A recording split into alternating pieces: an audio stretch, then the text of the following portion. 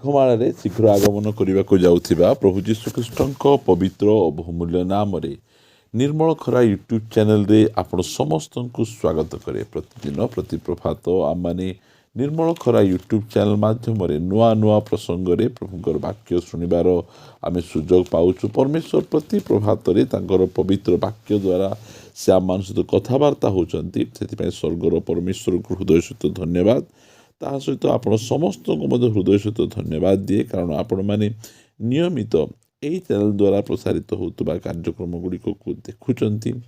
କେବଳ ଦେଖୁଛନ୍ତି ତାହା ନୁହେଁ, ଲାଇକ୍ ସେୟାର କମେଣ୍ଟସ୍ ଗୁଡ଼ିକ ଦ୍ୱାରା ଆପଣମାନେ ଆମମାନଙ୍କୁ ଅତ୍ୟଧିକ ପରିମାଣରେ ଉତ୍ସାହିତ କରୁଛନ୍ତି। ପ୍ରଭୁ ଆପଣ ସମସ୍ତଙ୍କୁ ଆଶୀର୍ବାଦ କରନ୍ତୁ। ଏହି ପ୍ରକାର ଆପଣମାନେ ଆମମାନଙ୍କୁ ଉତ୍ସାହିତ କରୁଥିବେ ବୋଲି ଆମେ ଅନୁରୋଧ କରୁଅଛୁ। ଆସନ୍ତୁ ଆଜିର ପ୍ରସଙ୍ଗ ନିକଟକୁ ଯିବା। ଆଜିର ପ୍ରସଙ୍ଗଟି ଏହି ପ୍ରକାର ଅଟେ, ପବିତ୍ର ଆତ୍ମାଙ୍କୁ ଦୁଃଖ ଦିଅନ୍ତୁ ନାହିଁ। ଆଜିର ପ୍ରସଙ୍ଗଟି ଏହି ପ୍ରକାର ଅଟେ, ପବିତ୍ର ଆତ୍ମାଙ୍କୁ ଦୁଃଖ ଦିଅନ୍ତୁ ନାହିଁ। ପ୍ରିୟମାନେ, ପୁରାତନ ନିୟମରେ ଯେଉଁ ସମୟରେ ପବିତ୍ର ଆତ୍ମାଙ୍କୁ ଦୁଃଖ ଦେଉଥିଲେ, ପବିତ୍ର ଆତ୍ମାଙ୍କ ବିରୁଦ୍ଧରେ ସେମାନେ କାମ କରୁଥିଲେ, ସେହି ସମୟରେ ପବିତ୍ର ଆତ୍ମା ସେମାନଙ୍କୁ ଛାଡ଼ି ଯାଉଥିଲେ। ସେ ସାଉଲଙ୍କୁ ଛାଡ଼ିଦେଲେ। ବାଇବଲ ଆମମାନଙ୍କୁ କହେ ସେ ଦାଉଦଙ୍କୁ ମଧ୍ୟ ଛାଡ଼ିବା ପାଇଁ ଯାଉଥିଲେ। ଦାଉଦ ପ୍ରାର୍ଥନା କଲେ ଯେ ତୁମର ପବିତ୍ର ଆତ୍ମା ମୋ ଠାରୁ କାଢ଼ି ନିଅ ନାହିଁ।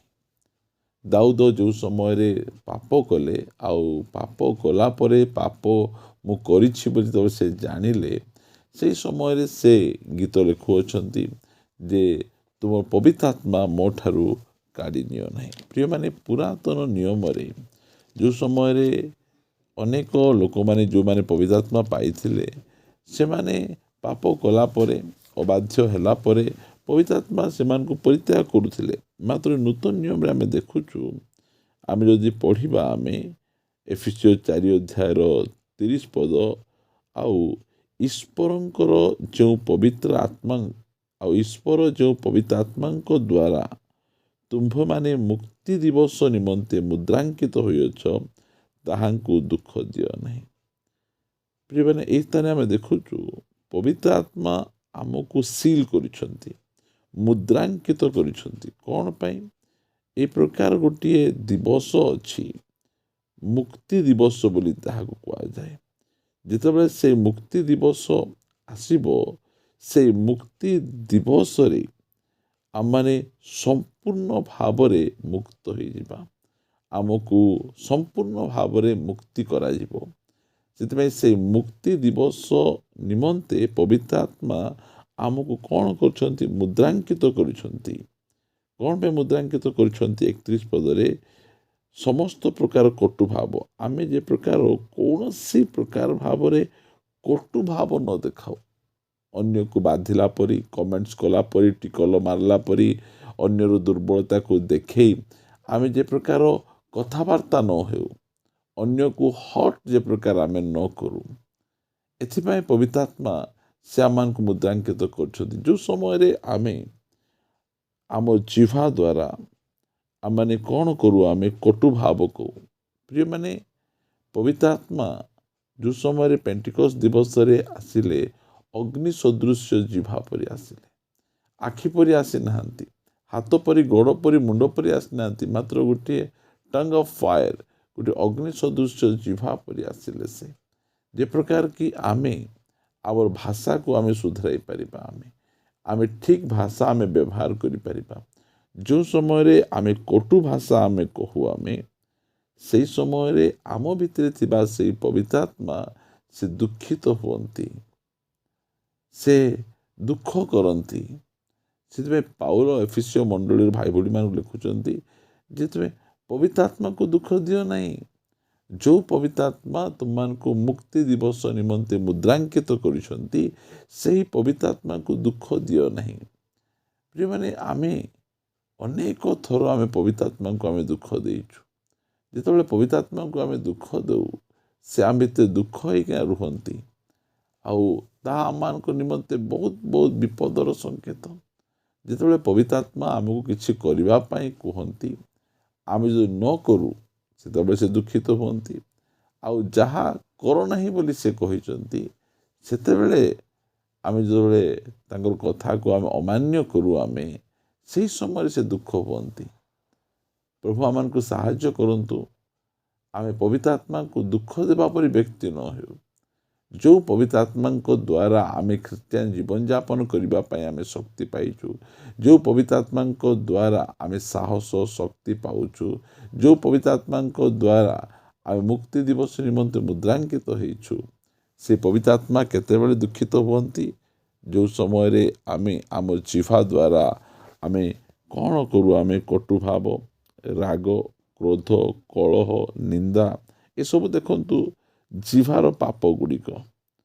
ଆଜି ଅନେକ ଜଣ ଆପଣା ଜିହ୍ବା ଦ୍ୱାରା ଏହି ପ୍ରକାର ବିଷୟ ଗୁଡ଼ିକ କରନ୍ତି, ଯାହାଦ୍ୱାରା କି ଆମ ଭିତରେ ଥିବା ପବିତ୍ର ଆତ୍ମା ସେ ଦୁଃଖିତ ହୁଅନ୍ତି। ଆକ୍ଟିଭଲି ଆମମାନଙ୍କ ମଧ୍ୟରେ ସେ କାମ କରନ୍ତି ନାହିଁ। ଆମକୁ ବାରମ୍ବାର ସେ ପାପର ଗଞ୍ଜଣା ସେ ଦିଅନ୍ତି ନାହିଁ, ନୀରବ ହେଇକିନା ସେ ରହିଯାଆନ୍ତି। ସେଥିପାଇଁ ସମସ୍ତ ପ୍ରକାର କଟୁଭାବ, ରାଗ, କ୍ରୋଧ, କଳହ ଓ ନିନ୍ଦା, ପୁଣି ସମସ୍ତ ପ୍ରକାର ହିଂସା ତୁମ୍ଭମାନଙ୍କ ଠାରୁ ଦୂର ହେଉ। ପ୍ରିୟମାନେ, ଏଇଟା ପ୍ରଭୁ ଚାହାନ୍ତି।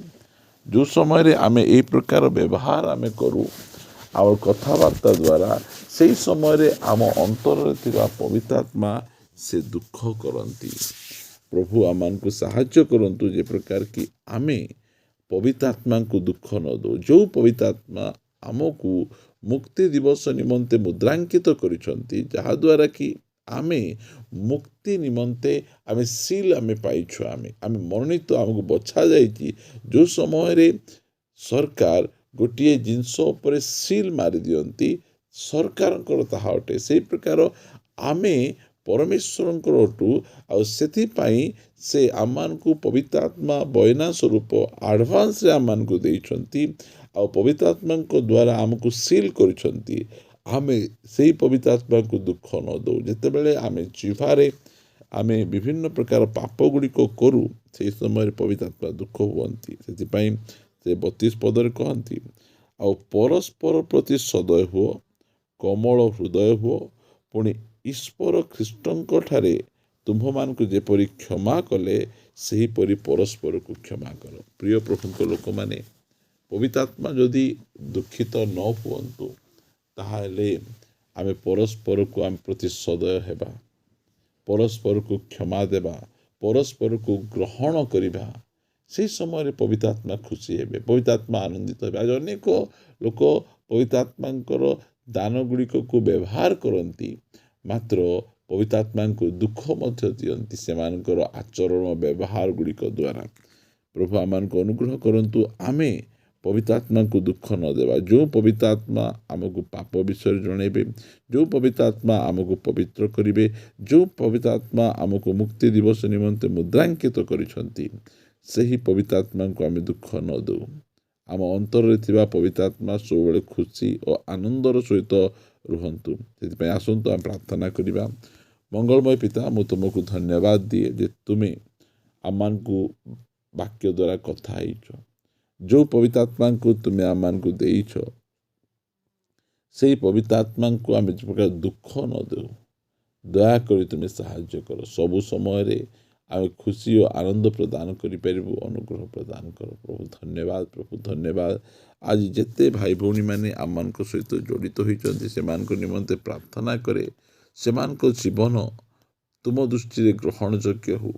କୌଣସି ପ୍ରକାର ମୁହୂର୍ତ୍ତରେ ମଧ୍ୟ ସେମାନେ ପବିତ୍ର ଆତ୍ମାଙ୍କୁ ଦୁଃଖ ନ ଦେବେ, ପବିତ୍ର ଆତ୍ମାଙ୍କୁ ସବୁବେଳେ ଆନନ୍ଦ ଦେବେ, ପବିତ୍ର ଆତ୍ମାଙ୍କର ସବୁବେଳେ ସହଭାଗିତାରେ ବାସ କରିବେ। ଦୟାକରି ତୁମେ ଅନୁଗ୍ରହ କର।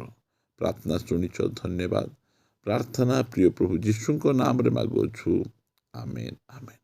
ପ୍ରେଜ୍ ଦ ଲର୍ଡ। ପ୍ରଭୁ ଆମ ସମସ୍ତଙ୍କୁ ପ୍ରଚୁର ଭାବେ ଆଶୀର୍ବାଦ କରନ୍ତୁ। ପ୍ରଭୁ ଅନୁଗ୍ରହ କଲେ ଆସନ୍ତା ଅଧ୍ୟାୟରେ ଆଉ ଗୋଟେ ନୂଆ ପ୍ରସଙ୍ଗରେ ପରସ୍ପର ସହିତ ଆମେ ସାକ୍ଷାତ କରିବା, ରହିବା। ସମସ୍ତଙ୍କୁ ନମସ୍କାର। ପ୍ରେଜ୍ ଦ ଲର୍ଡ।